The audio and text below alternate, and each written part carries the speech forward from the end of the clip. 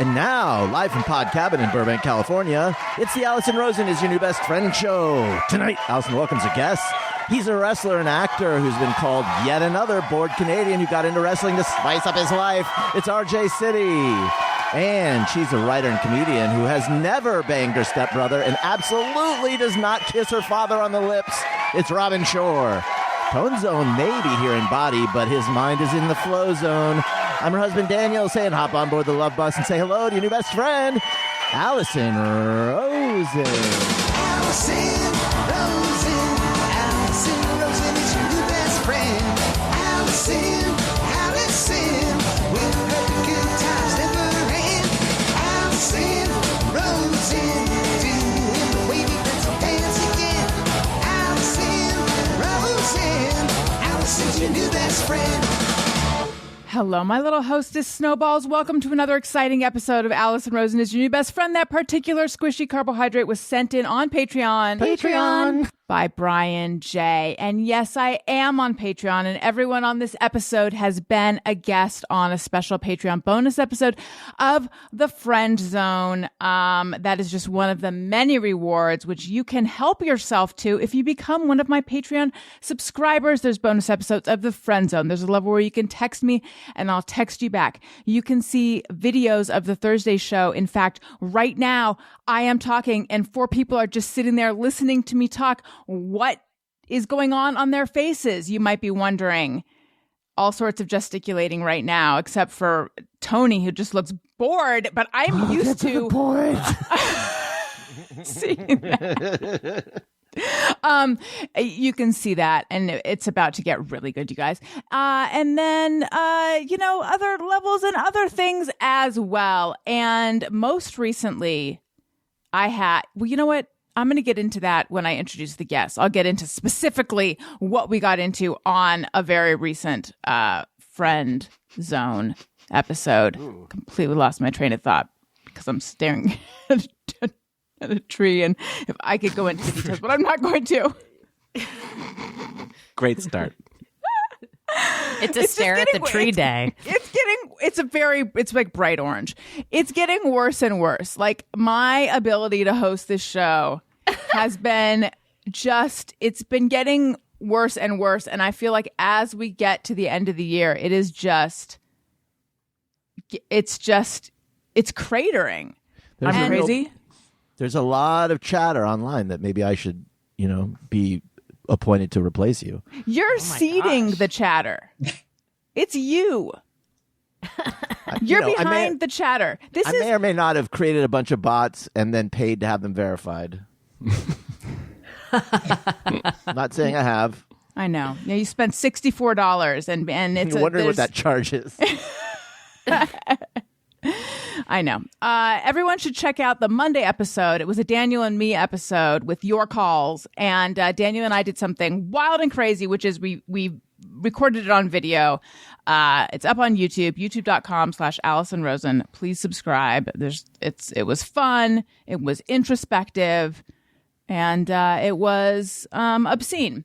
So anyway, I have got to stop looking at this tree, which is trying to distract me. And I need to get to the show. Patreon.com/Allison Rosen. Subscribe for a year and you can get 2 months free. Okay, I'm very excited to welcome my guest, Robin Shorr. Welcome back to the show. Oh my God. Thank you for having me. Happy post-Thanksgiving, everyone.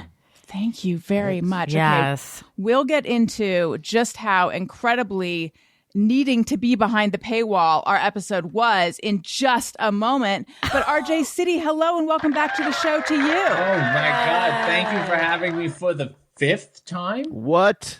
RJ. Ooh. Isn't that exciting? I know. Yeah. I think it actually might be the 6th. Oh my God. Well, We've done so many and they've been so forgettable that I only thought there was 5. I think you're forgetting. I might have it wrong, actually, but I think if you include the Patreon Friend Zone. Right. I'm not sure. But I think we should let people know that upon your 8th appearance, that's going to be the last one. And I don't even know why. I feel like, people will tire of me and they'll say enough of this guy. I feel like it went so well the first couple times, but you do not know enough to stop.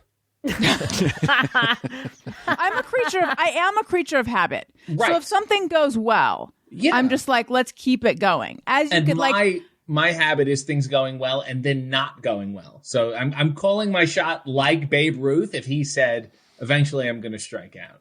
I see. And we've decided it's going to happen on the 8th appearance. The 8th appearance. So Which- you're Can't safe for now. 2 or 3 more. Yeah. Who's to say, really? Daniel, hello. Hi. Oh, thank you. Oh, How's it going? it's going great. Thank you. Have you recovered from your pretty profound blood loss? Yeah, I sliced my finger open. It was really stupid. Yeah. Doing what? Well, I'm making a fireplace for Christmas. Okay. Wait, what? And so I'm carving foam, like I'm making A fake fireplace. a fake Oh, fireplace, okay. not I a was real like, that seems like a job for a mason. I don't know. Well, our house, A bricklayer. we can't get a real fireplace. So for Christmas, because it just looks better if there's a fireplace. I had in the past bought like cardboard ones, just as a decoration. And then this year I thought, why don't I make one that looks real? And so, I have foam and I'm carving the stones, and I have this knife, and I was using proper form, but you get tired and you start to like think that you're better than you are, and it slipped and it sliced my finger open. Ugh. Yikes. And it was bleeding a lot. So But then since then, and you decided not to get stitches, which, and it's questionable whether you needed them or not. But probably did. since then, how many things have happened to your injury? Many. I keep banging it, dropping things on it, hitting it with a hammer. Lots of pain. The whole fake fireplace, which is kind of heavy because it has a wood mantle, fell on your hand. Yeah. So Not I've on been my hand, literally right on the spot where I got Yeah, it. I've been wincing hearing about it. I don't want to burst your bubble about this fireplace you're building at all, but you can go on YouTube and put like a fireplace on your TV, right? Like a real one. Robin.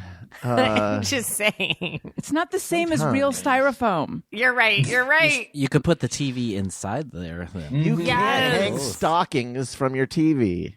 Yes. Are we still doing stockings? Are we using them? Are they just for display?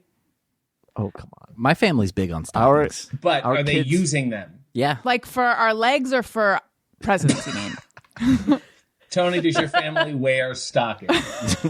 There's no wearing that I'm aware of. I don't know what happens when I'm not around. So. That's true. yeah, we should impose a rule in our house that the only stockings that we can put for Santa are ones that are big enough to wear. And that will save us some money. We use them. We put stuff in them. Now, in the family I grew up in, really, if you guys are listening, I'm sorry. Shitty, inferior gifts were put in the stockings. We're talking like, Oranges. no, lottery tickets, Oh yeah. Ooh. pencils, socks, Loving this. razors. Sure. What about Disposable fingernail razors. clippers? It's my That's love a big yeah. one in my family. Fingernail I- clippers. I Yeah, never and received that. toenail. A fresh pair every year. Yeah, I have so That's- many fingernail clippers. That's the kind of stuff my family would have put in a stocking too, though. Just like Yeah. Practical. practical, Useful. Okay. You're going to use Yeah. it. Yes, then- a need, not a want. Absolutely. Is that how everyone does it? Because I feel like Stocking. Daniel will see like a small $100 gift and be like, "Oh, that's a stocking stuffer," and I'm like, "Then what's not No, a stocking stuffer?" That's the marquee gift. That's the hero gift, Yeah. No. I think it's for like candy and then small knickknacks. Yeah. Yeah. Sure. Like back in the olden days, it would be, a bunch of walnuts and an orange. That's what, But then, Right. Like I wonder- like yeah. ye old trail mix. Yeah. I wonder where this tradition sort of had its roots. I might look it up at some point, but like when did I understand when people started putting up Christmas trees and everything. But the stockings, to me, as a person who doesn't celebrate Christmas, we do 8 nights of Hanukkah. The stocking stuffers feel so stressful to me because it's like, okay, you get everybody's presents and then you got to fill those stockings. That's too much. That's too much pressure. Too much money. Don't. Well, No. Santa does it. Oh, right. There, obviously, bad. before this, people were just hanging their stockings by the fireplace. There was a real wet stocking era. That needed to dry, and then They probably over did. Christmas they stuck stuff in them. That's And I probably think that's exactly what it probably is. a good prank to put something in there, and then you pull out you know what I mean? RJ, I'm sure people had a lot of fun. Don't they still do that in Canada, RJ?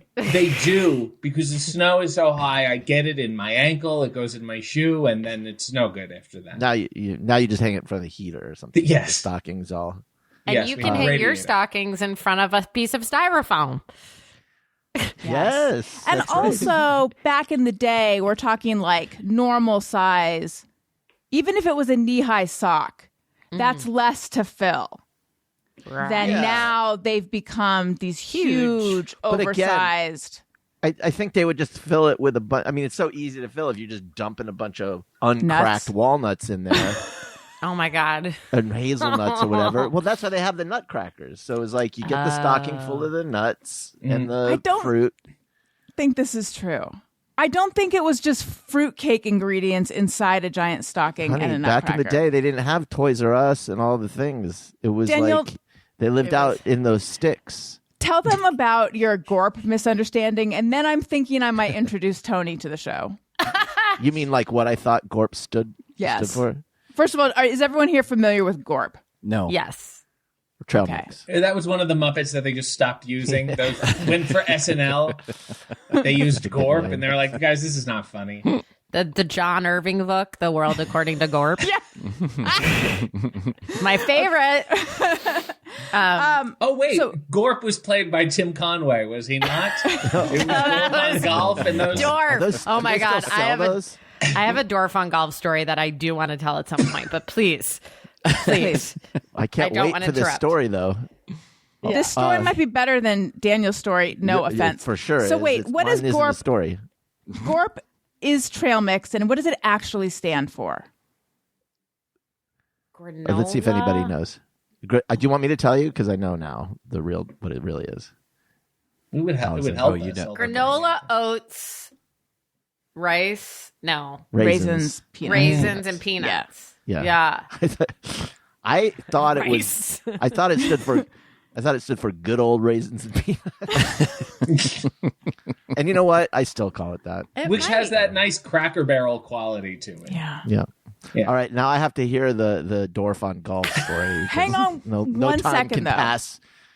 Hang on one second. Hi, Tony. Welcome to the show.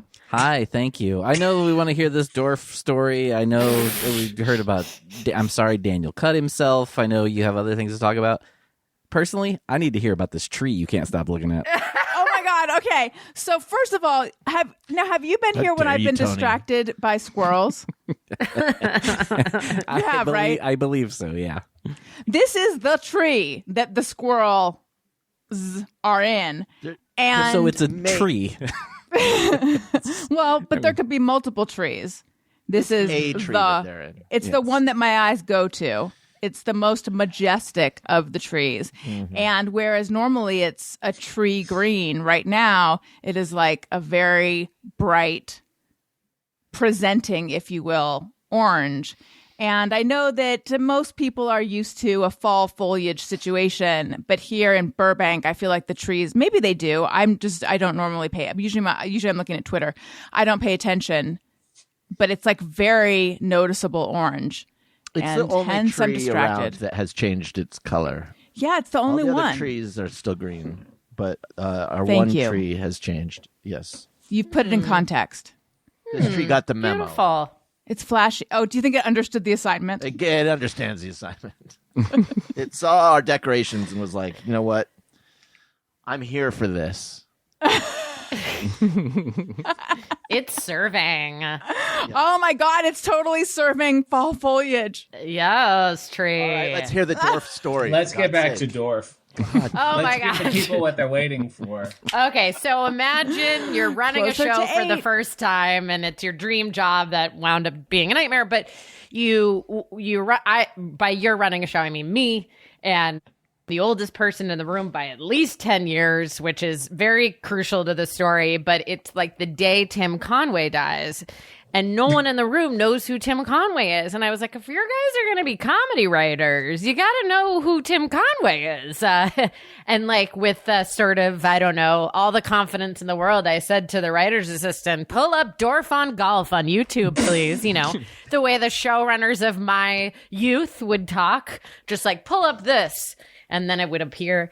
So we pull up Dorf on Golf. And we play it. I'm laughing so hard. I can't believe how much joy. So for those of you who don't know what Dorf on Golf is, it's Tim Conway standing on his knees. Then his knees have shoes underneath them, and he's pretending to golf. And it's really, really dumb, but it made him famous. And The these height were of comedy. well. I feel like you're not being accurate. I feel like he was famous before. I feel like Dorf was more of a coast. I feel like he had already done Carol for Burnett. me- Yes. Yes, he'd already, well, yes, but I think the reason it was so sparkly in my mind was because when I was a kid or a teenager, they would sell Dorf on Golf VHSs, Oh, yeah. you know, Yes. on TV. Yes. So we play a the funny Dorf on Golf clip. And I'm laughing and I'm really one else feeling is laughing. myself. I'm like, oh my God, I'm the best showrunner in the world. Look at me. And I turn around and everyone looks like they just saw a ghost. And I was like, what am I missing here? What Gen Z thing am I missing? And they're like, Robin, he's pretending to be a dwarf. And I was like, yeah, that's the funny part. And I was like, oh God, like, oh no. Like I didn't understand that it was, I guess they would call it ableist now. And I just don't think that Tim Conway had any bad intentions, but in showing that How with such dare bravado. you put words in Tim Conway's mouth? Right. But boy, did I not calculate the risk there. I did not calculate it, and I looked like a real dum-dum. And the good news is I only did that 3 more times in that room. I was I going can't to believe say, you're a Tim Conway apologist. I am. I can't help it. I love him. He's my North Star. were you able to get back in their good graces? But it sounds like no. Well, the funny thing is then I played something else. I played Stevie Wonder on an old SNL commercial where he's pretending to use a camera and he says, it's so easy, even I can use it.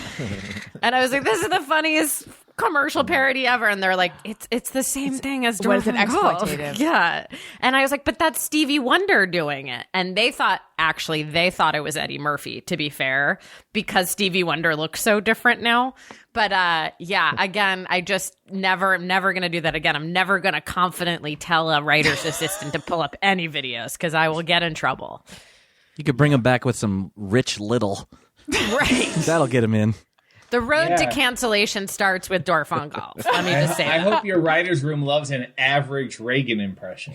Oh, yes, Rich Little. He's still alive, I think. Yep. Rich Little. Yeah, Yeah. And let me plug Rich Little's website.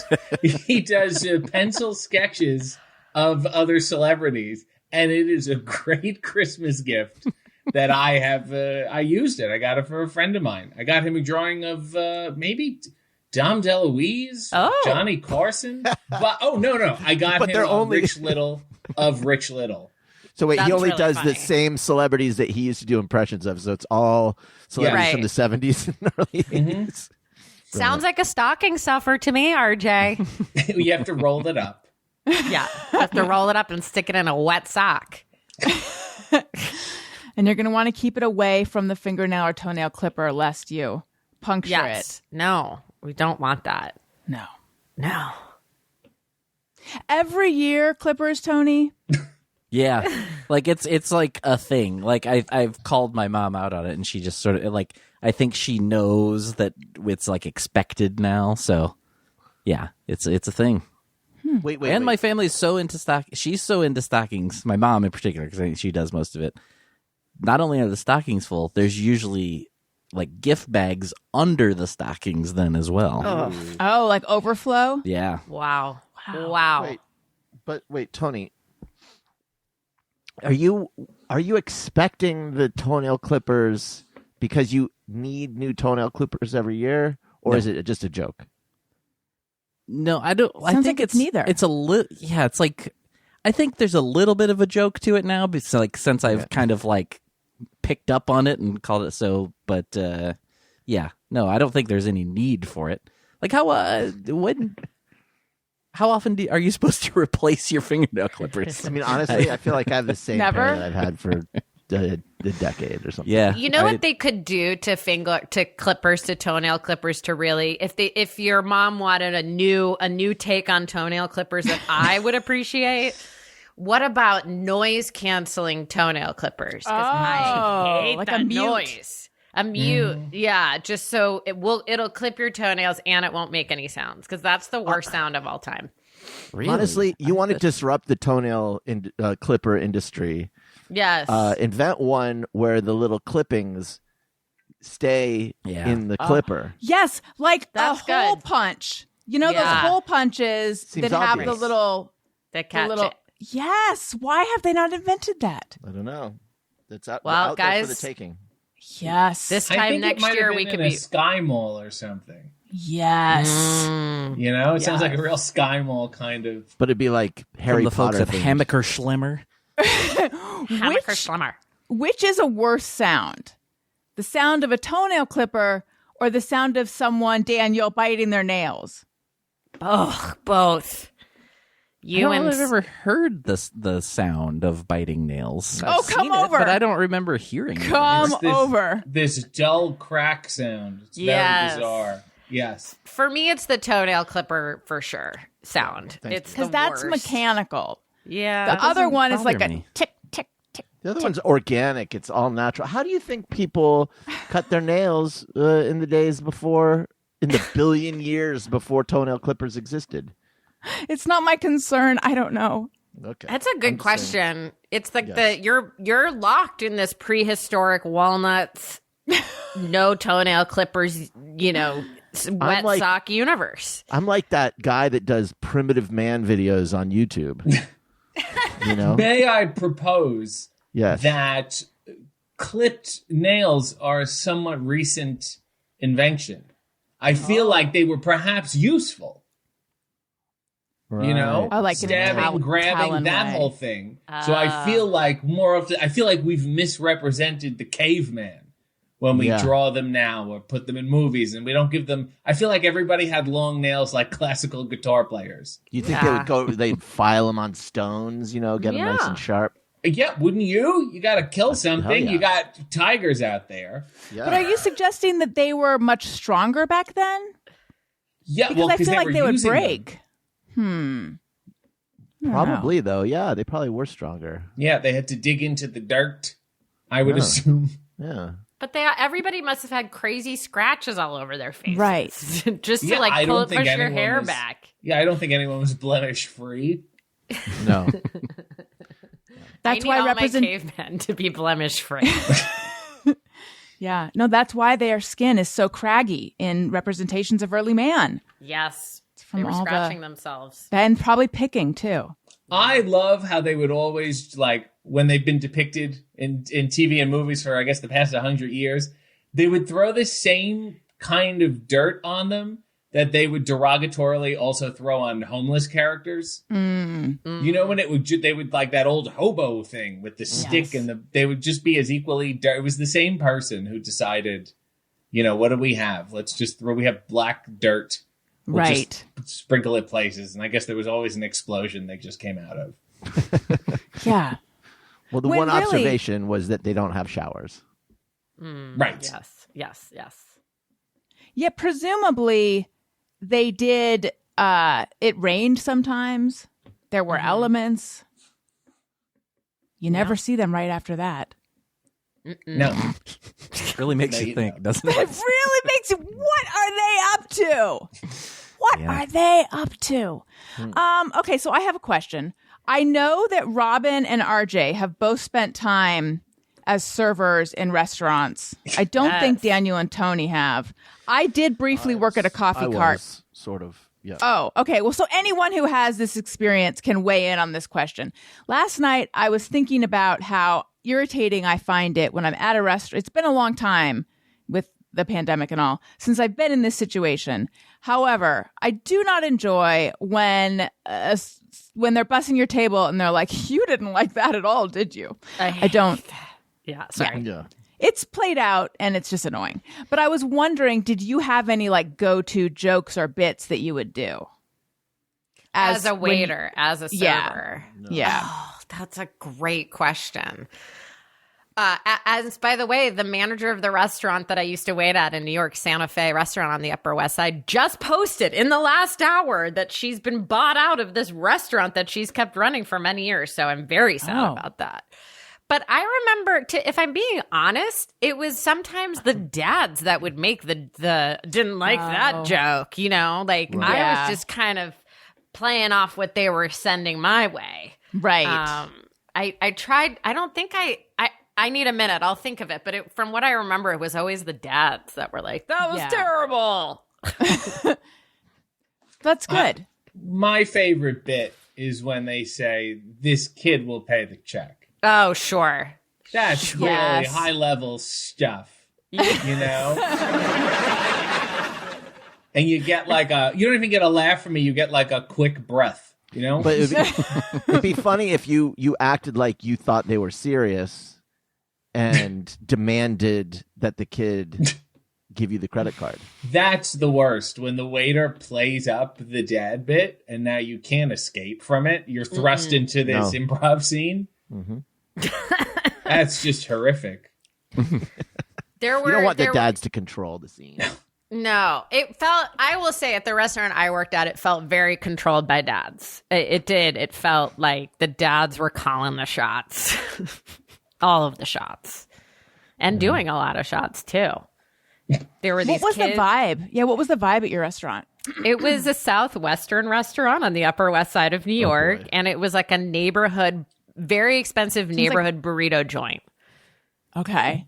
And was it like a popular brunch spot or was it more dinner? It was definitely lunch and dinner, but it opened at 11 a.m. and we were right by ABC at the time when it was on 69th, and then it moved to 71st. But all the ABC people who were done, like Brian Gumble would come in at 11 and just like slam margaritas.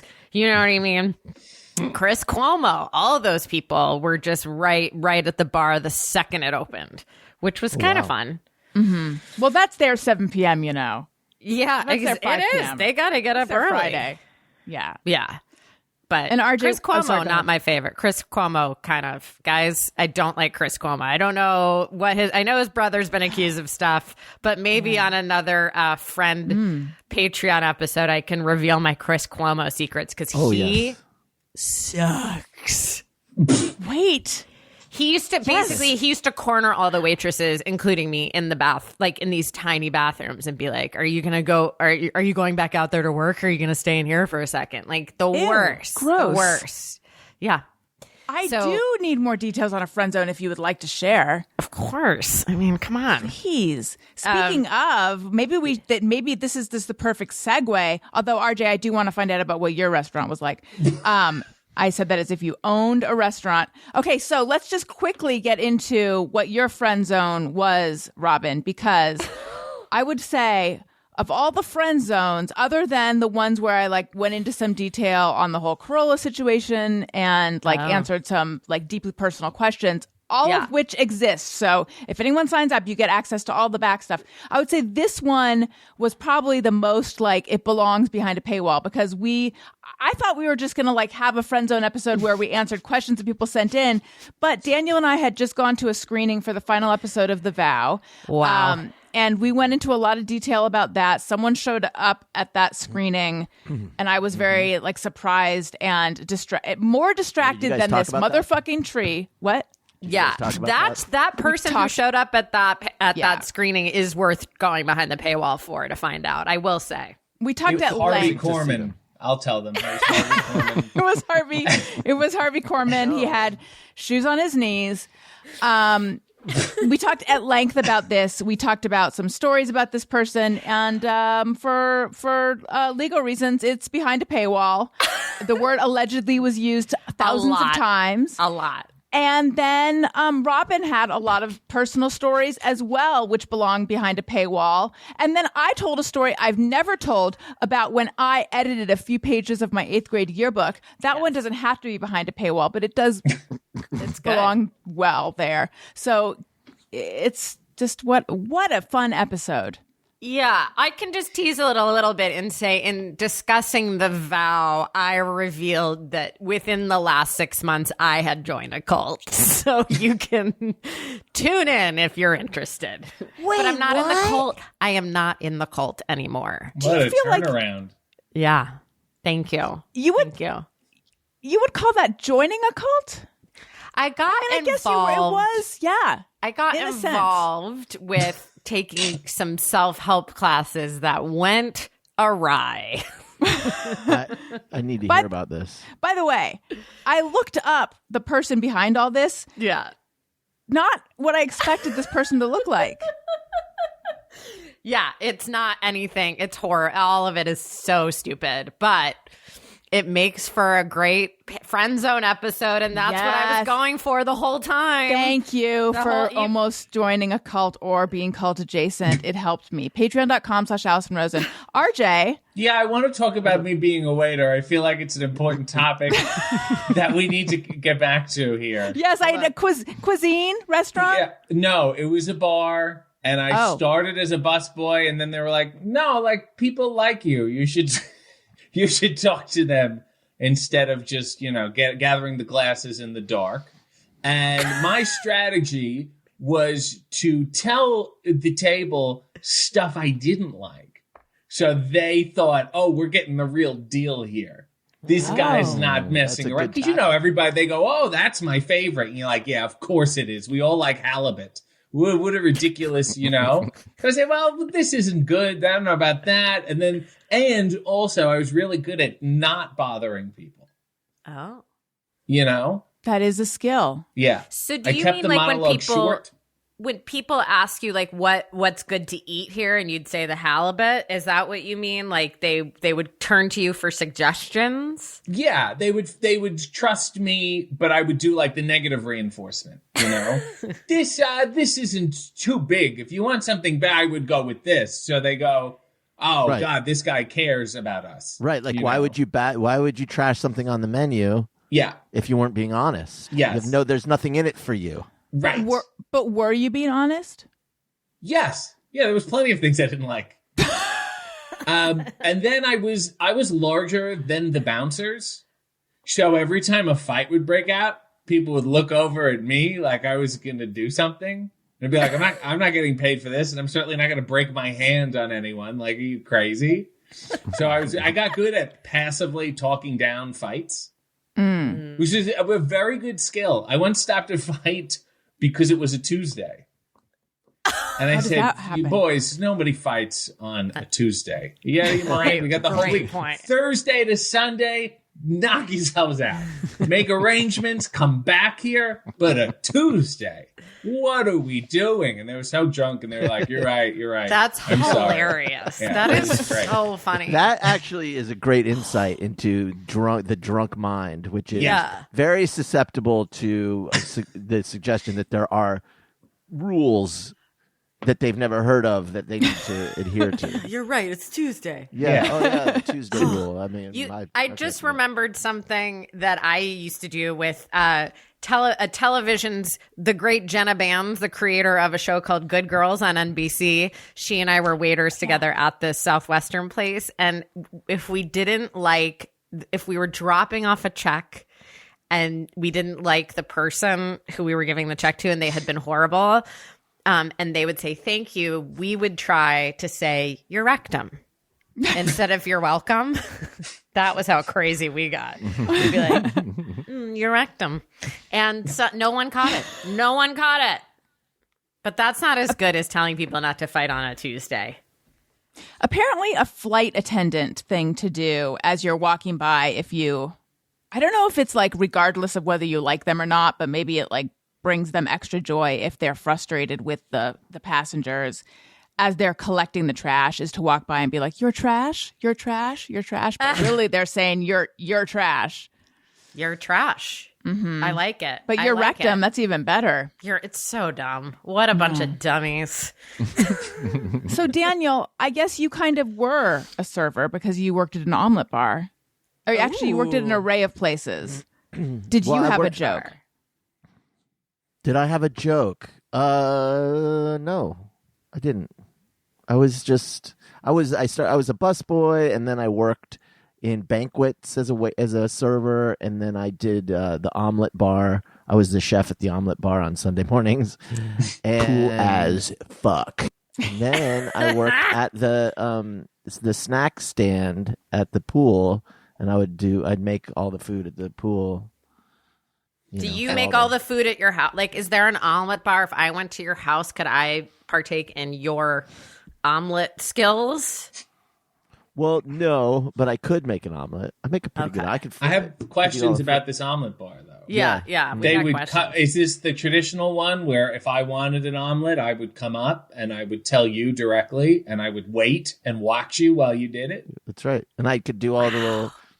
I figured I learned how to do you could do the chilies, and then you could flip it and catch the flame, and then the chilies would light on fire, and then you'd... you do all that stuff. And did you have an empty pitcher on your table for tips? No, it was a country club, so it wasn't like we were treated like shit. People were just crap. I hate all those people. You should have done it on a street corner. Maybe I will. You could have just had a frying pan out there for tips. Yeah. People would probably get into a street corner omelet. Mm-hmm. Yes. That's right. I'm going to just make omelets for people on the street. Yeah. No, I'm not done. That sounds like a pandemic. Like if there's another lockdown, which I mean, obviously I hope there's not, but I want to see you out there on the streets making omelets for people. Yeah. I mean, sure. I had one of those paper like chef's hats. Yes, a toque. Yep. That was quants. We're talking Chris Cuomo levels of craziness here with this omelet story. Just kidding. There's no relation between either of them. Chris Cuomo you're so much better than him. I will tell you, at my job, there were a few. So it was a country club, and like I said, I worked at the pool, and during the summer, and during the weekdays, all of the ladies whose husbands would go to work would hang out at the pool, and they some of them liked the young Daniel a little bit. Oh. Like the flamingo kid. So there was a lot of one-way flirting happening. Why didn't you return the flirt? Why one way? You know, I had a narrower palate back in the day. Didn't include ladies that were 40 years older than me, 30 years older than me. What was your palate then? Alex around my age, you know, ladies that were my age. Not, I mean, these were like, I mean, listen, nowadays, now that my standards. No, I know. You know what's the point anymore? Problem. You know what I mean? What? I said I never had that problem because culturally, I'm like a 60-year-old. So I would always get along with older and go, finally, someone I can talk to about, you know, Lawrence Welk or Tim Conway and what have you. And I go, this is my match. This is now my type, unfortunately. You're an old soul. Yes. I am joking. The truth is that I didn't flirt back because I was a good boy. And I didn't have the soul of a flirtatious older dude. I was like 18, you know. I was young and innocent. I didn't quite get the energy that was going on. I was just like, I just wanted to do my job. So that's the reason I didn't. So you were a little bit oblivious. Yeah, it's only in hindsight that I kind of understood what was happening. But I got good tips. Wow. Do you want like a hall pass to go back and have a shot at all those No. desperate married ladies at the country club? I'm good. I think they just wanted to flirt, honey. I don't think there was any. Okay. They wanted attention. Listen, they just wanted attention from a, a gorgeous specimen like me. You know what I mean? I get it. Speaking of, you said that you were a good boy. Can we talk for a second? And then I have a couple wrestling questions. Can we talk for a second about our son is turning to the dark side? Oh no. Elliot, he's such a sweet, he has always been such a sweet boy who's very into spooky goth stuff. But like just the sweetest little sweetheart, gentle, sensitive, sweet boy. And now he's Wednesday Addams. yeah, but it's not even the goth sensibility. I feel like that you can still be like, maybe many gothy people are very sweet and just that's their sensibility. But now that he's in public school and he's like around, I don't know, I feel like he's getting socialized to like become, and no one listened to this, whether it be him, his friends, my parents, or future college, any future college deans. What if is he turning into a little shit? I don't think he is, but okay. Can we talk about that the Harry Potter quiz? He's a good boy who just he makes lots of jokes about his mother's imminent demise. Oh my god! But just a good boy, loves his dad. It's not to like. On Thanksgiving, this is on the Monday show, so it was a little bit of a retread, but it'll be fast. On Thanksgiving, his cousin was like, let's go around and say, something we're thankful for. And Elliot is thankful for how did he put it, Daniel? Mommy's gonna die. He's thankful for mommy's gonna die. I mean, he's 5. Oh my god! And then I said, and then we all laughed awkwardly. And then I said, "How?" Say it like he didn't go. I'm thankful for mommy is going to die. Like, no, no, he was laughing. He was laughing. So he thinks your death is funny. Look at us trying to make it sound cute. No, I mean it was like light and funny. But I'm gonna die because. Well, his cousin had just said something really sincere, and he has the sensibility of a typical American where it's like if we can't let this get too sincere, we got to break it up with a little joke, So I'm gonna die because my butt's gonna explode from farts. Okay, well that's hilarious. That's very funny. You buried the lead. You buried the lead. Yeah, no, it was funny. It was funny. Maybe but he's anyway, just concerned about the amount of farts that you. I can't believe you incorrectly framed your son. Yeah, I know, right? No, the thing is that I have not seen Harry Potter. I don't know Harry Potter, but that house sorter thing. His cousin's super into Harry Potter. His cousin's into he's House Hufflepuff, which is a nice one. And he made him do one of the sorting things on the website. So it has all these. Do you guys questions. know all the different houses? Do you guys know this? I get it. I don't need to know it, but I get it. I'm with RJ. I get it. Yeah. There's like there's the good one and then the bad one and then all the in between ones. I don't even know. Yeah. And so they go on the website. I go on with him and there's all these questions and he's answering them sincerely, and he gets Slytherin. Which is the mean one. It was actually really funny because Elliot had a Dracula costume on, Thanksgiving. And oh yeah, I forgot to mention that too. It's Thanksgiving. So your classic Thanksgiving outfit. Naturally, he's dressed as Dracula. So his cousin wants to play Harry Potter, but we don't do Harry Potter yet. I don't know anything about it. And so he's like, I want to be Dracula. And his cousin's like really upset because it's like, there is no Dracula in Harry Potter. And so he goes, all right, you can be any house. And he goes, I want to be in the bad house. He's like, okay, great. And then then the cousin says, now choose your name. And he goes, Dracula. And he's like, no, we're going to cut all this out, Tony. Don't you dare. Write down the time code is Don't you dare. It was funny Anyway. when it happened. God damn it. Yeah. Anyway. Okay. All right. Question, RJ. There was an old match between you and Cole Cabana.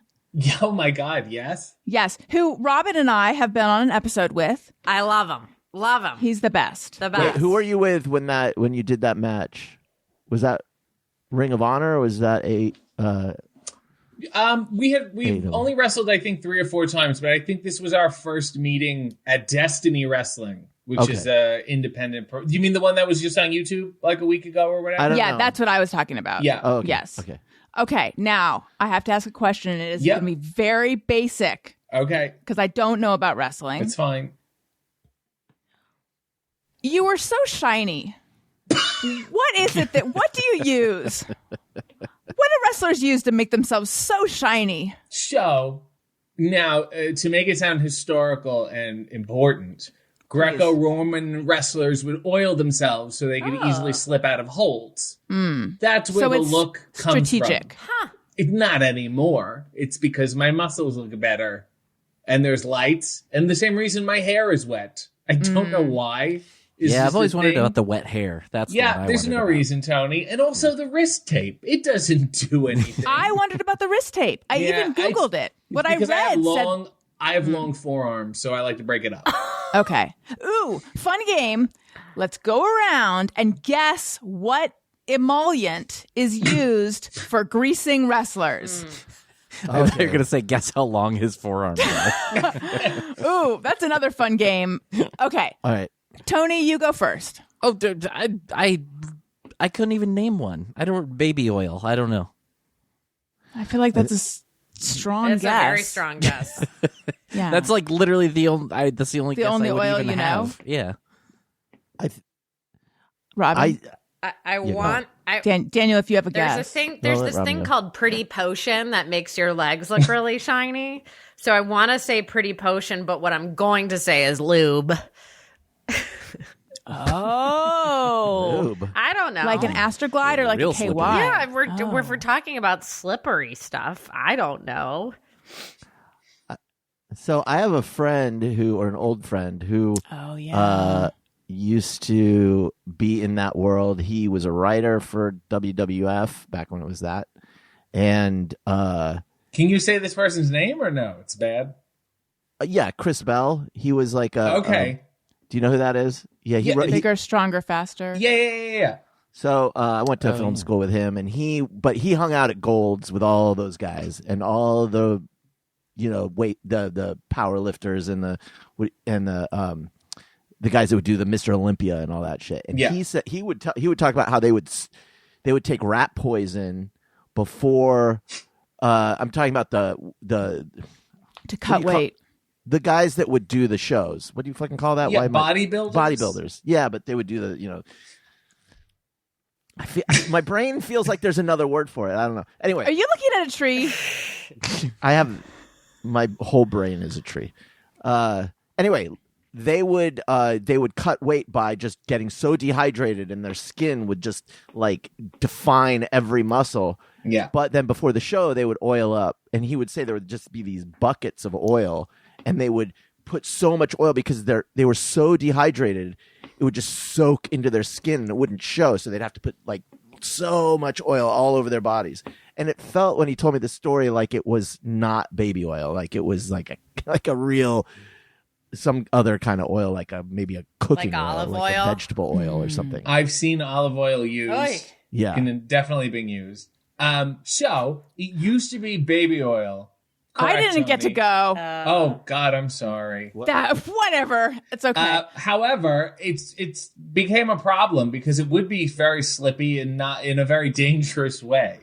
So, what's also done is like cocoa butter, shea butter, that kind of deal, and then you put water on yourself.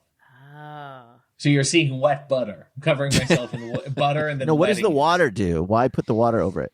Makes it I like glisten, to right? look shiny. That's it. Just And makes it also, like, shinier? it makes it shinier, and it just makes me. I think makes the muscles glisten. And that's at least what I think. But Do you ever then try, after a show, I'll spend most of my evening untagging myself from photos that people posted. No, what about turtle wax and like a buffer? Like someone could just, you know. Yeah. Yes. But there's also a thing called hot stuff. Ooh. What is that? Which is like have anyone here taken like a pre-workout that has niacin in it? No. And it'll make you like red and tingly? Tony, come on, you didn't go through a phase? No, can't say I Help me out did. here. Well, Niacin. Daniel, those 5-hour energy that has niacin, or 6 with the little But energy niacin's thing. just That's vitamin niacin. B, isn't it? That's just like a. Yeah, but it gives you this like reddish skin and a tingly feeling. It's a topical thing that basically gives you a pump, but it smells like, I don't know, like icy hot. Huh. Like that kind of thing. That's another thing that's only for bodybuilders and wrestlers. You get that tingly thing if you put it on your skin, but not if you just ingest it. You don't ingest it, I think, is ultimately my point. But niacin, you do. You can. Niacin you do, yeah, in a different form. In a salt form. Interesting. So, Yes. so someone could just do this. They don't have to be a wrestler. They could just be someone You who can wants just be to shiny. walk around the house and be shiny. Do you ever Absolutely. just walk around the house and be shiny?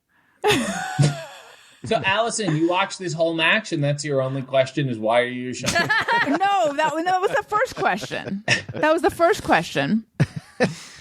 The other question, I feel like this is getting into more specifics, but I was not really familiar with your specific wrestling character until I watched this show. Okay. Was your wrestling character like whiny, arrogant diva guy? Yeah, or me. But it Or me. Wow, this is Yeah, awkward. but I mean, listen, my character is definitely a guy who would not want to wrestle on a Tuesday. Oh, yeah. You can't You know what do I mean? It. You Like can't do it's it. yes, really passive aggressive alpha male. I like Get this under your character. skin, not the yelling kind. There's more of a smugness. I don't want to say subtlety because nothing is subtle in wrestling, right. but there's less of going at the person. There's more sort of running away. I feel like your character is the kind of character I would have enjoyed, even though you were supposedly a heel, right? You were. A bad Yes. guy. Yeah. Yes, because I think people are also just sick and tired of being yelled at. Yeah. Yeah. So we're talking You know? about it in the past tense. Are you not doing this character anymore? When I do wrestle now, it's kind of morphed into a little something else in the sense that I've become closer to old Betty Davis. Yes, I'm listening. Oh my God. RJ, instead of the Yes. boys, which Dalton has, you should have some glamorous old ladies. Yes. It's been suggested a couple times that I should have cocktail waitresses. Yeah. But I'm yes, but I'm saying the Golden Girls. Yes. I would. David Arquette ordered a cameo for me from Ruth Buzzy once. Oh my God. And she wanted to be ringside if we ever came to Texas, and I was like, I'm in. I'll do this. And that's a good friend. I don't know what your relationship is with Mr. Arquette, but that's a friend who loves you. Yes. Yes, he's gotten me amazing, sweet birthday Yeah. gifts. And also, Ruth Buzzy really should put her time in on the cameo. I bet. Yeah. So, yeah, I don't know. Tony, have you seen me wrestle or watched a match or something? I've seen some stuff online. Weirdly, of all the indie stuff I've gone to, you have. I think the time I remember of you being in town, I was on tour. So like I've not seen you wrestle in person, but I've seen some Yes. stuff online. Yeah. Yes. So it's a correct assessment, Allison. But it was more a character than I don't know what I thought it was, because when you were on, like, we had talked about what your character was, but then when I saw it, I was like, oh, this is more an arch, like, acted out character than I think I was expecting or something. I don't know. Well, because it's in the context of a match. Yeah, like, of course it would. Of course Yeah. it would be a performance. I Yes. guess. Well, it has to be a story. So whatever Yes. I start with has to be undone at some point. Right. And then who is the guy, like, your consigliere? And did you always have another guy with you? In what capacity? Oh my God! I sorry. I have not seen the match in forever. I was managed by someone. There was another guy who was My with It was you. consigliere. Dorf. It was Yes. Dorf. He was Dorf. He is also a That is a manager. guy.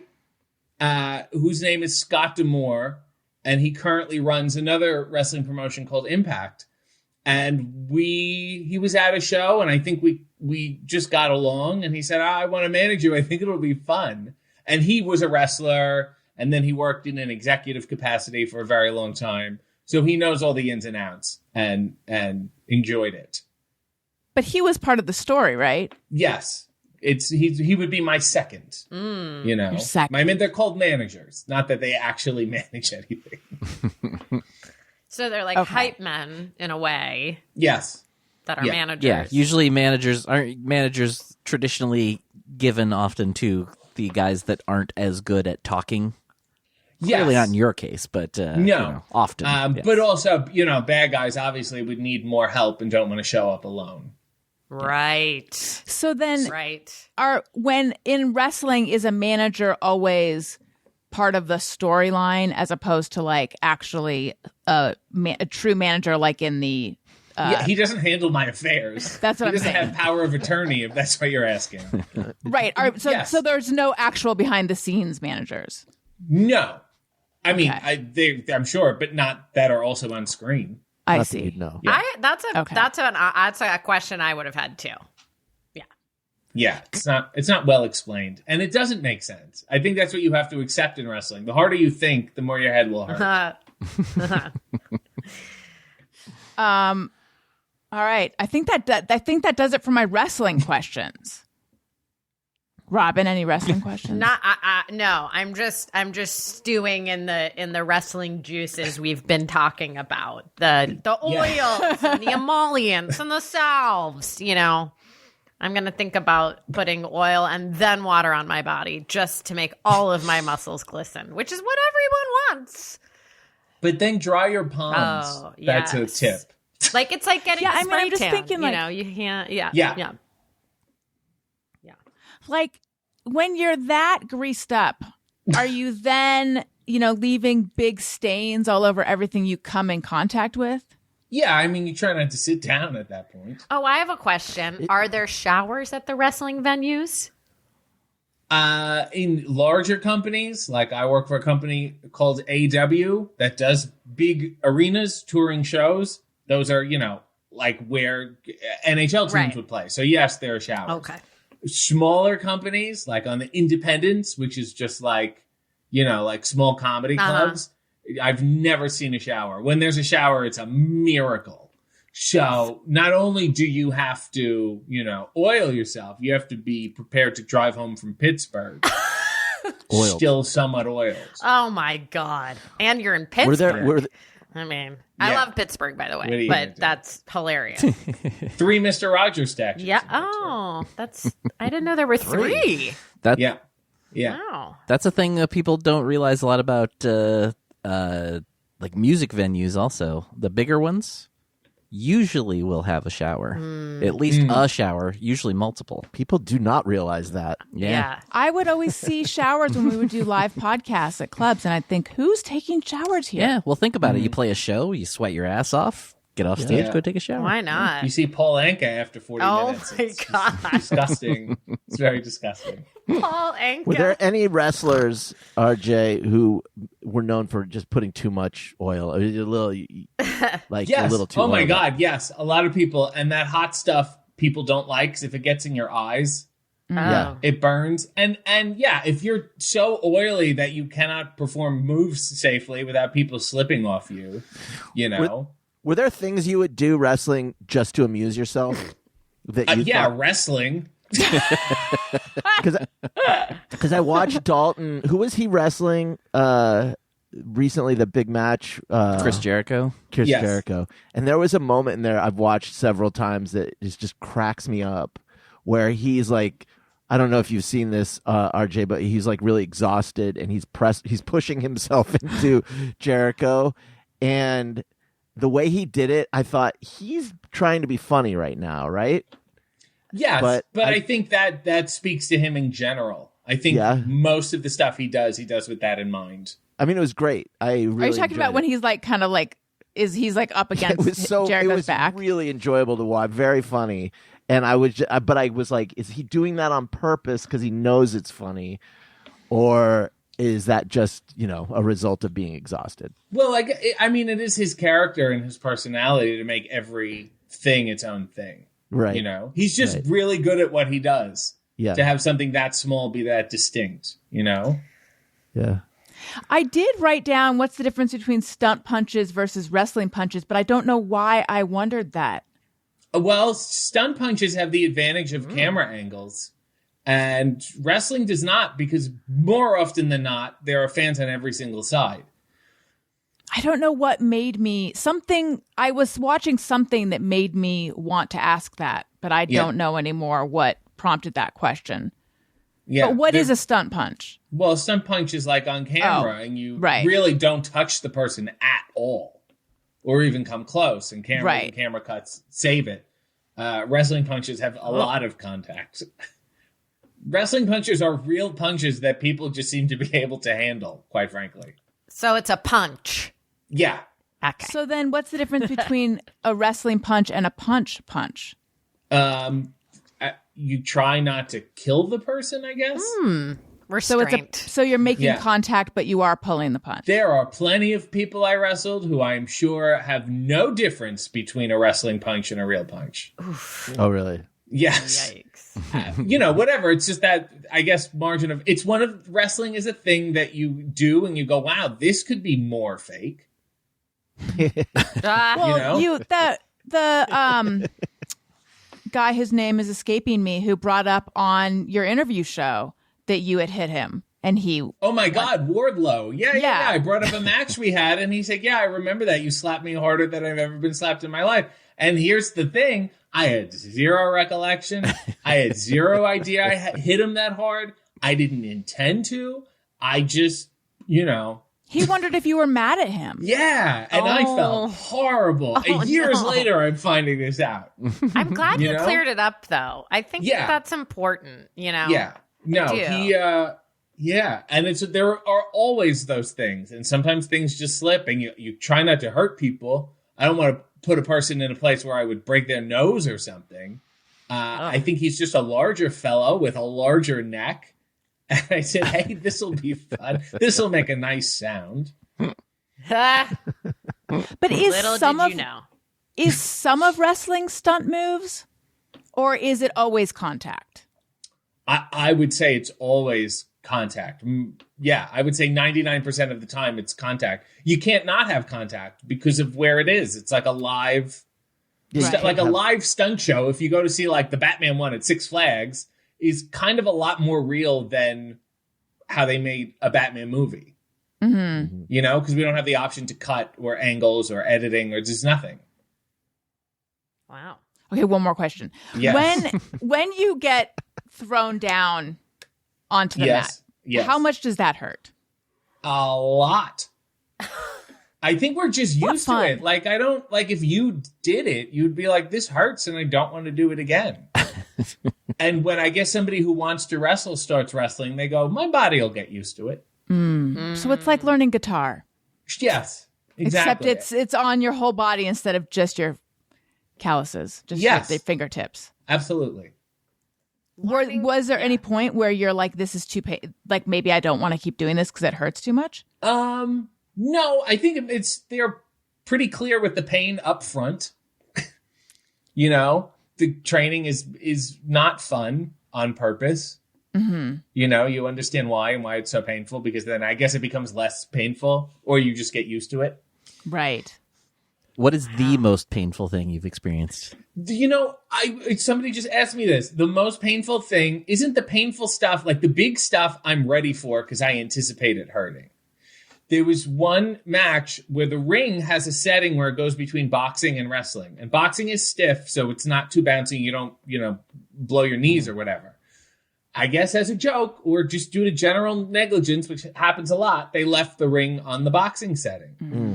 So I was wrestling somebody, and I gave them a neck breaker, and it's me doing the move, so it rarely hurts me at all. And I was not ready for it, and I was so much pain that I thought, oh my God, my body's finally given out. I'm done. This is the last match I'll ever wrestle. Because I was just not ready for that pain. And then my opponent was like, oh my God, this ring is horrible. And I went, oh my, thank God, it's not my body, it's just this horrible ring. And then like idiots, we continue the match. As opposed to getting out of the ring and saying there's really a violation here. Wait, what's a neck breaker? You just grab them. You grab them by the back of the head, and then we both fall on our backs, driving his. Wow. Yeah. Break his neck. Yeah. But I like to sing and dance too. I do other stuff. Has there ever been a match where someone got a little too hostile and then it sort of escalates, so you get a little more hostile, or is it always professional? In my experience, no. I go out of my way to make sure that's not the case. Again, I'm the guy who did not want to fight on a Tuesday. Yeah. So I come in with zero, wrestling's dangerous enough. So I don't want people to feel uncomfortable or get hostile, or I'm not going to do that with you ever. I'm sure it happens with other people, but it's not. Yeah, certainly not in my matches. I'm usually just running and ducking and complaining about people in my matches. That's hilarious. And talking about Lawrence Welk. I'm talking about, as Tony can attest, talking about Lawrence Welk a lot. Love it. Yeah. I think it might be time to say hello and welcome and thank you to the new patrons. And we have a song. Allison wants to say thank you to a couple of special people out there who signed up to be new patrons. Patreon.com/Allison Rosen. I would like to say hello and welcome to Jennifer Wasson, to Naomi McDonald, and to Raquel Michelle, who is at the texting level and then some. So hello and welcome to everyone. I hope you are enjoying all of the Patreon rewards. I talked at length about my Robin Shorr friend zone, but I also, and I've said this before and I'll say it again, I feel that I did the definitive RJ City interview. RJ, have you done anything even close to definitive since then? Say no, say no, say no. I don't think so. Okay, great. I'll accept that. And you're barred from ever doing anything definitive again. Right. I will say, You know that, right? The newest episode of his show with Chris Jericho is one of my favorites so far. It's a really fun one. Okay, that has nothing to do with what I'm talking about. I know, but I Jesus feel like Christ, Tony. definitive for his career, for I his don't know. show. Yeah. It's definitive for his show, but for Hey, you don't need to plug your show. The people are listening already. but I'm plugging the Patreon. Yeah. Patreon. It's true. It's a great episode of his show. But anyway, yeah, patreon.com/Allison Rosen. Welcome, everyone. Okay, let's do Just Me or Everyone. Great. Sometimes I ponder on something I have thought or done. Is it just me or everyone? Okay, do you guys happen to have a Just Me or Everyone? And I am looking to pull up some that listeners have sent in. I have a few. Oh, wonderful. I have a few. My first is it just me or everyone, or am I the only one curing my problems with YouTube hypnosis? Is that a just me or everyone? Did I get the I didn't even assignment know right? there was such a thing. But now, do you mean like literally you're numbing yourself by watching YouTube, or you're actually trying to hypnotize yourself via hypnosis on YouTube? Via hypnosis on YouTube. Is that working for you? It did. It worked. So I have this problem where I play with my hair too much and I touch my hair too much, and then it makes my hair really greasy and disgusting, and it's horrible. And all I do is hear my dad used to slap my hand away. And so I went to not like in a mean way. He'd be like, just stop touching your hand. Like, you know. Mm-hmm. But I find that it works. But I went to a hypnosis in person and it cured it, and then it came back, and the hypnotist was busy. He couldn't take me. So I was like, why don't I go on YouTube and see if there's a YouTube hypnosis video for hair pulling? There is. I did it. I'm cured. Wait, but For real? For How do you real. know? Wow. how do you know you can trust that they're not going to be like, Right. When you putting wake up, some- you're going to, be a Nazi, Yeah. or you'll enter my promo code when you go to Right. A Well, post-hypnotic suggestion. I did tell my boyfriend, I was like, if I start acting crazy, it's because of this random YouTube video. But I can say before I fully fell asleep, I felt comforted by the sound of this man's voice. So I recommend YouTube hypnosis for any problem. I just sent my friends who are newly sober are having trouble being sober during the holidays. And I was like, there's a YouTube hypnosis for drinking. I need to try this. Yeah. My understanding, Daniel, is that via hypnosis, they can't make you do anything you wouldn't normally do. Like they can't make you, like if you're going to be a Nazi anyway. It was already inside you. They Yes. just let it out. It was always inside of you. Exactly. I've seen it. I've seen it on stage. They go, when I clap my hands, you're a baby, and then they're a baby. So it's real. Right. It's a classic sitcom trope, too. Exactly. So, well, it sounds like you're not the only one, but you might be the only one here. Yes. So it is just me. It is not everyone. But soon it will be everyone. I want to try that if they have them for everything. They have it for everything. Wow. You too. If you don't, my friend went to a hypnotist for eating too much sugar, and because she had a sugar addiction, and she quit her sugar addiction that way. That's how I quit smoking cigs, actually, about Really? 10, 12 years ago. Yeah.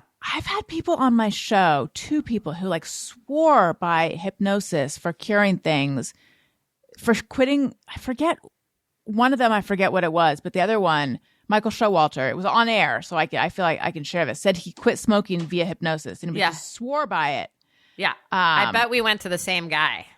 Maybe there is one guy, and he's the guy that I went to for my hair issue. But he was booked, Really? so I went to YouTube, and Isn't was it cheaper. weird that there's only one? You think if it was that easy and successful, it's a needed service, there would be more than one guy. There's one guy whose name just kept coming up of like, this is the guy if you're trying to quit smoking. So, he was great. He's a strange man, but boy is whatever he's doing working. What kind of strange? I would just say he has a strange vibe. He is a professional hypnotist. It doesn't surprise me at all that the best hypnotist is the only hypnotist because he's a hypnotist. And if any other hypnotist that would come on the scene, he might hypnotize into leaving. Oh, do you see what I'm saying? Moving to another town. He has these special powers. You know, there's people in the world that when you see them for the first time, you're like, oh, that's what we're dealing. I didn't know what you looked like when we were making the appointment. And then you go, oh, okay. Kind of thing. Yes. That was, he's just got a certain way about him, but he's good at what he does. So good that he was booked and you had to go to YouTube. Yeah, for free. Just save myself a bunch of money. Yeah. And look at how long and luscious my hair is. I know. I'm going to have to try this. Do it. It's free. RJ, do you have any? Yes, I'm a communication conspiracy theorist. We're like, if I don't hear from somebody, I start making up shit that either how they feel about me. Sure. Or something that's gone. But it will like ruin my day. Like I was talking to somebody last night and we were joking back and forth, like a little volley. And I didn't say anything crazy back, but it was read with no answer, no like, no nothing. And I went, oh my, and it's someone who I've just started speaking to. And I go, oh my God, I've insulted the person.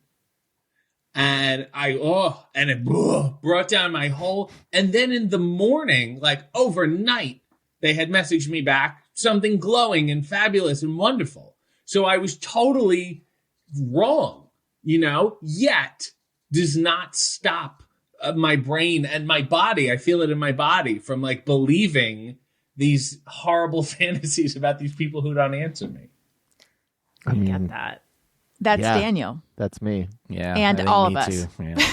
And everyone. That's everyone. No, absolutely. Okay. It's all I do at night. Okay, good. Yeah. For real. I'm constantly convinced that I've offended everybody, even friends that I've been friends with for 30 years. I'm like, oh, that's it.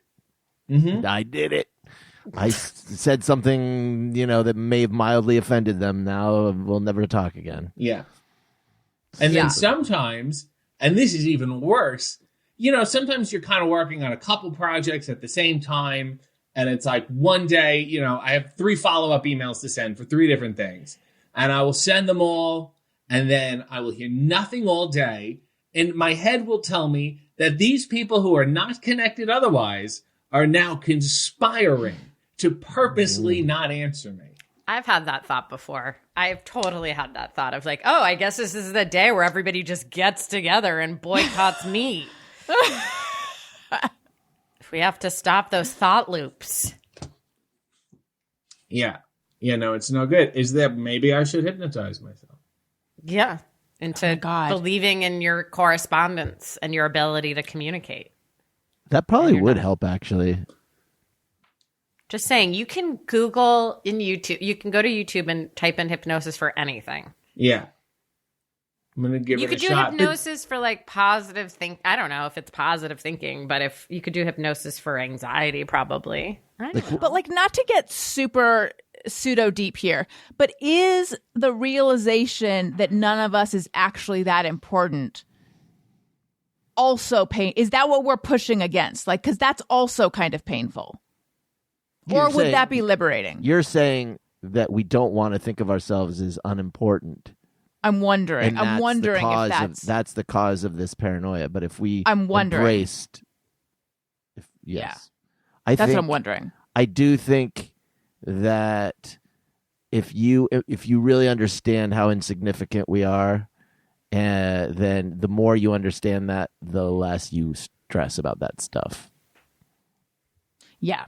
It's like William Shatner went to space a few months ago? He came back. And had a terrible time. Yeah. He felt very alone. But fantastic. Maybe that was so Kirk of him. Yes. He went to space and got super depressed because there was nothing there.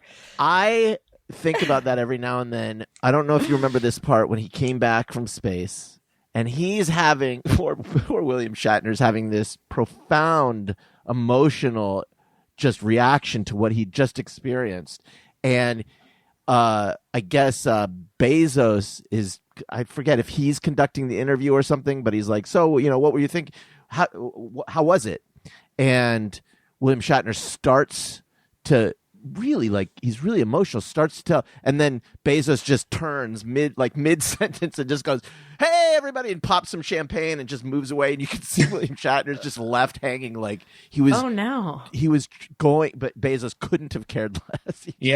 Sometimes when I'm looking for emotional comfort, Jeff Bezos has never been there for me. No. I really feel he's not the guy. Not the guy for you. But you also know that every poignant quote that William Shatner puts out, George Takei is reading it on his computer going, fuck you. Absolutely. Yep. Absolutely. Yep. They hate each other, and I love it. And also, I think they didn't invite it started with one of them it started on the show, obviously, but I think, according to like his George Takei's appearances on Howard Stern, when William Shatner, one of his many marriages, he invited everybody from the cast except George. Oh my God. And it really made him mad. And it just goes to show you, and this is a lesson for me and everybody out there, you're not going to get invited to everything, and it's going to hurt your feelings, but you could be on the most popular show of all time with an incredible cast, and you'll still not get the invitation that you want. Yeah. Oh yeah. Yeah. Oh, here's one from me, and I did send this in to myself. If you would like to submit your own Just Me or Everyone, tweet it to @ARIYNBF on Twitter. Or one of the other... By the way, today I tweeted something like... I feel like Twitter is, pithy, half-baked thoughts. Tweeted it, and then I copied and pasted it and put it on Post. And then I copied and pasted it and put it on Mastodon. And that was my experience of going to space and feeling alone. I was like, this is the lowest I have ever felt. I cannot do this. I cannot be on 6 sites. I cannot post my not worth it thought on all of that. What am I doing? Okay. That was not my Just Me or Everyone. Mine is, I always set my glasses down lens side down. Like I'd put them. I'm new to glasses. So like your within the glasses are last- filthy, is what you're saying. Glasses. Oh, are yeah. This is the table, and your glasses, the lenses are on like, the table. I just picked them up off the table like that. I think I got grounded I see for your that. judgment. Yeah, But no. they sit up so nicely when you I know. rest them I on don't know why I do that. It's very it's stupid. It's counterintuitive. But for some reason, that just is the way that I set them down. Yeah, And maybe you can that's even why they're hang always them dirty. on thing. Like you can hang them on your mic stand there. Yeah, hang them on the mic stand. Yeah. Huh. Just I think I got grounded for that when I was little because I got glasses Really? like when I was like 5 years old, and I remember my dad being like, "Don't do that." I'm making my dad sound horrible, but Your dad needs to come yell at me. Oh, stop playing with your hair. It was a lot of that. Yeah. I don't. but- Maybe it is just me. I don't know why I do this. I keep seeing them sitting there, lens down, thinking, "Why am I doing this?" Yeah.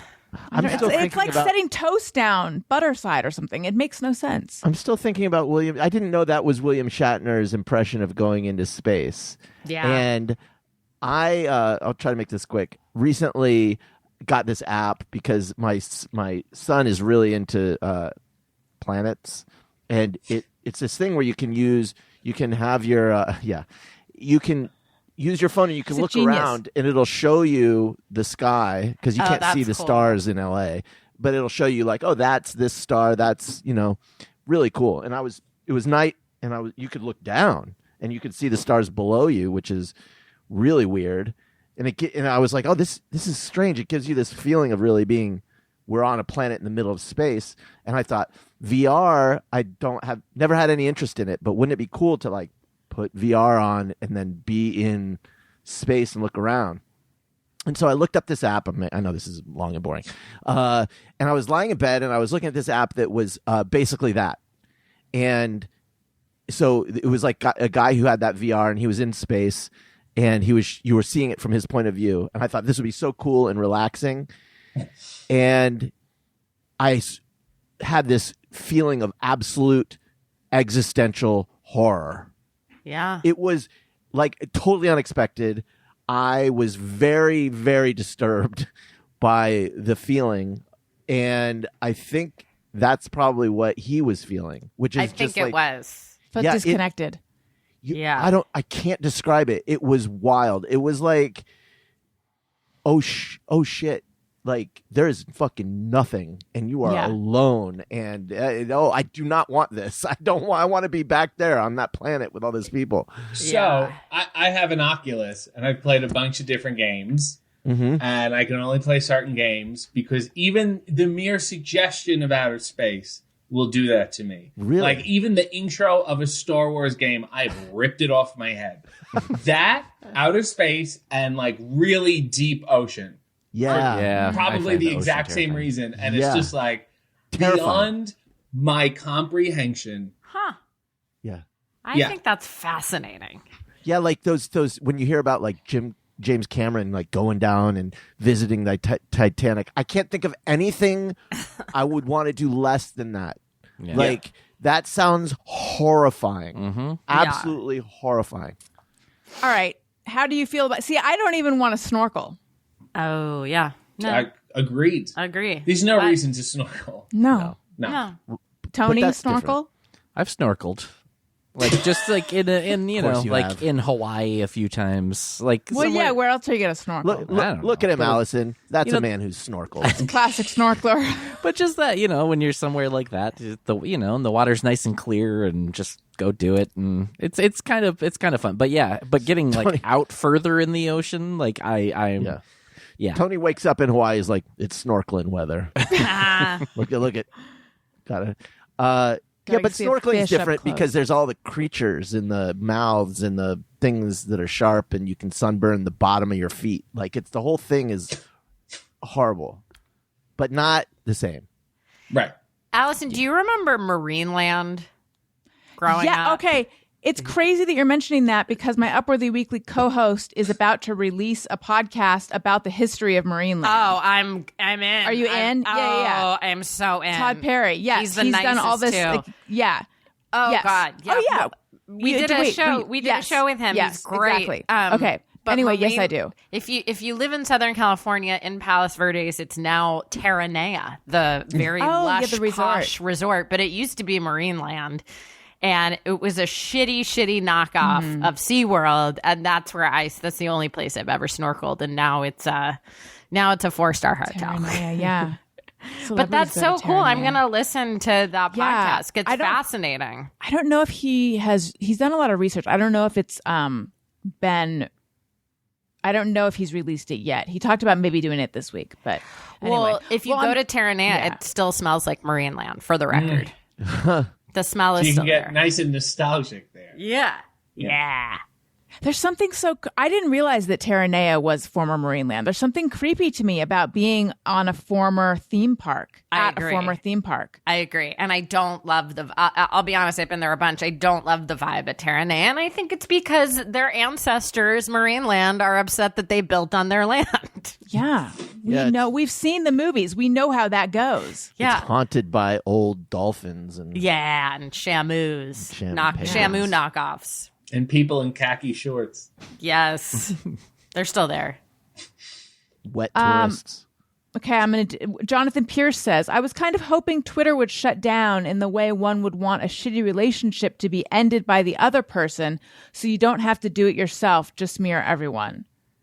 I don't think that is just you. I will admit that there, for a moment I was like, oh, if social media is like, if the plates are shifting, if Twitter is going away, except I don't really think it is, that would release me from this addiction to my phone that I have a little bit, except somehow, like I was just saying earlier, now instead of one app that I check religiously, there's like 5 that I check less often, but now there's just more things to check. Like it didn't pan out the way I was, but I was hoping a little bit my hand would be forced, but that didn't happen. Right. So I do get that. So I don't think that's just you. No. Where's everyone else with their social mediaing right now?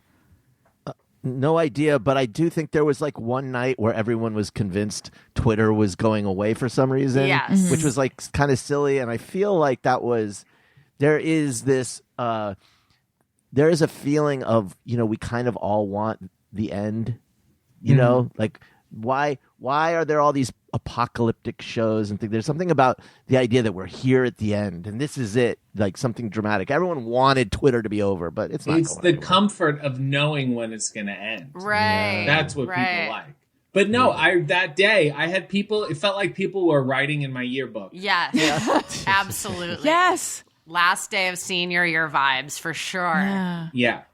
And then But- it didn't. And then I logged on the next day and I didn't see any because I didn't see any recent tweets and I was like, I guess it's over, but it's not. It's still there, guys. It's still there. What do we do? Don't get me wrong. I'm sure there are some larger, horrible problems that are incredibly active right now. But also, for me, because I write and I put my stuff there and I shit talk celebrities so constantly, that was my place. Like, that's my networking. That's where most of my good stuff in my career came from. Like, tangibly. Like, the David Arquette stuff happened through Twitter. I got hired by 2 wrestling companies because of Twitter. Wow. Who else? Mario Cantone I met through Twitter. I can't meet him through Instagram. It's too creepy. So that is my place, unfortunately. A lot of people like to shit talk Twitter, and I understand why. But it was actually, there's like a really good part of Twitter. And now that, Elon's taken over and is letting all of the trolls back in, it's like, well, now it really is going to be that thing that you said it was, that it actually kind of wasn't. I mean, maybe it sort of was, but now it is going to be a cesspool. Yes. And But that sucks. I already deal with wrestling fans, so sometimes I don't. Robin, I don't know if you do this.